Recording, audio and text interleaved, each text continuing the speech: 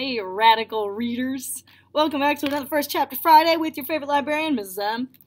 Today, I have for you A Wish in the Dark, written by Christina Soontornvat, who you may know as the author and illustrator of The Tryout, the graphic novel that we also have in the library. She wrote a chapter book. As always, we're going to start with the blurb, and then we'll read the first chapter. A boy on the run, a girl determined to find him. All light in Chatana is created by one man, the governor, who appeared after the Great Fire to bring peace and order to the city. For Pong, who was born in Nam Muang prison, the magical lights represent freedom, and he dreams of the day he will be able to walk among them. But when Pong escapes from prison, he realizes that the world outside is just as unfair as the one behind bars.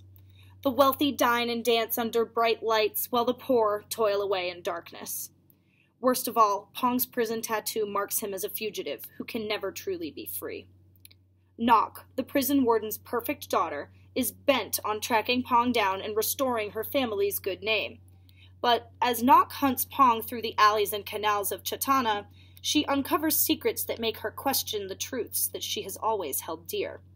Set in a Thai-inspired fantasy world, Christina Soontornvat's twist on Victor Hugo's Les Miserables is a dazzling, fast-paced adventure that explores the difference between law and justice and asks whether one child can shine a light in the dark. And we're going to go to Chapter 1, which does not have a title. It's just Chapter 1. A monster of a mango tree grew in the courtyard of Nam Muang prison. Its fluffy green branches stretched across the cracked cement and hung over the soupy brown water of the Chatana River. The women inmates spent most of their days sheltered under the shade of this tree, while the boats glided up and down and up again on the other side of the prison gate. The dozen children who lived in Nam Muang also spent most of their days lying in the shade, but not in mango season. In mango season, the tree dangled golden drops of heaven overhead, swaying just out of reach. It drove the kids nuts. They shouted at the mangoes. They chucked pieces of broken cement at them, trying to knock them down. And when the mangoes refused to fall, the children cried, stomped their bare feet, and collapsed in frustration on the ground. Pong never joined them. Instead, he sat against the tree's trunk, hands crossed behind his head. He looked like he was sleeping, but actually he was paying attention. Pong had been paying attention to the tree for weeks. He knew which mangoes had started ripening first. He noticed when the fruit lightened from lizard green to pumpkin rind yellow. He watched the ants crawl across the mangoes, and he knew when they paused to sniff the sugar inside. Pong looked at his friend, Somkit, and gave him a short nod. Somkit wasn't shouting at the mangoes either. He was sitting under the branch that Pong had told him to sit under, waiting. Somkit had been waiting an hour, and he'd wait for hours more if he had to, because the most important thing to wait for in Nam Muang were the mangoes. He and Pong were both 9 years old, both orphans. Somkit was a head shorter than Pong, and skinny, even for a prisoner. He had a wide, round face, and the other kids teased him that he looked like those grilled rice balls on sticks that the old ladies sold from their boats. Like many of the women at Nam Muang, their mothers had been sent there because they'd been caught stealing. Both their mothers had died in childbirth, though from the stories the other women told, Somkit's birth had been more memorable and involved feet showing up where a head was supposed to be. Pong wagged his finger at his friend to get him to scoot to the left. A little more. A little more. There. Finally, after all that waiting, Pong heard the soft pop of a mango stem. He gasped and smiled at the first mango of the season dropped straight into Somkit's waiting arms. But before Pong could join his friend and share their triumph, 2 older girls noticed what Somkit held in his hands. "Hey, did you see that?" said one of the girls, propping herself up on her knobby elbows. "Sure did," said the other, cracking scab-covered knuckles. "Hey, Skin and Bones," she called to Somkit. "What do you got for me today?" "Uh-oh," said Somkit, cradling the mango in one hand and bracing himself to stand up with the other. He was useless in a fight, which meant that everyone liked fighting him the most. And he couldn't run more than a few steps without coughing, which meant the fights usually ended badly. Pong turned toward the guards who were leaning against the wall behind him, looking almost as bored with life in Nam Muang as the prisoners were. "Excuse me, ma'am," said Pong, bowing to the first guard. She sucked on her teeth and slowly lifted one eyebrow. "Ma'am, it's those girls," said Pong.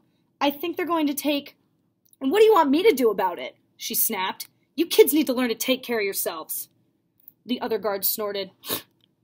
"Might be good for you to get kicked around a little, toughen you up." A hot, angry feeling fluttered inside Pong's chest. Of course the guards wouldn't help. When did they ever? He looked at the woman prisoners. They stared back at him with flat, resigned eyes. They were far past caring about one miserable mango. Pong turned away from them and hurried back to his friends. The girls approached Somkit slowly, savoring the coming brawl. "Quick, climb on," he said, dropping to one knee. "What?" said Somkit. "Just get on." "Oh man, I know how this is going to turn out," grumbled Somkit as he climbed onto Pong's back, still clutching the mango. Pong knew too, but it couldn't be helped. Because while Pong was better than anyone at paying attention, and almost as good as Somkit at waiting, he was terrible at ignoring when things weren't fair. "Where do you think you're going?" asked the knobby-elbowed girl as she strode toward them. "We caught this mango fair and square," said Pong, backing himself and Somkit away. "Sure did," said her scab-knuckled friend. "You can hand it over right now. If you hand it over right now, we'll only punch you once each, fair and square." "Just do it," whispered Somkit. "It's not worth—" "You don't deserve it just because you want it," said Pong firmly. "And you're not taking it from us." "Is that right?" said the girls. "Oh man," Somkit sighed. "Here we go." The girls shrieked and Pong took off. They chased him as he galloped around the courtyard, with Somkit clinging onto his back like a baby monkey. "You can never just let things go," Somkit shouted. "We can't let them have it," panted Pong.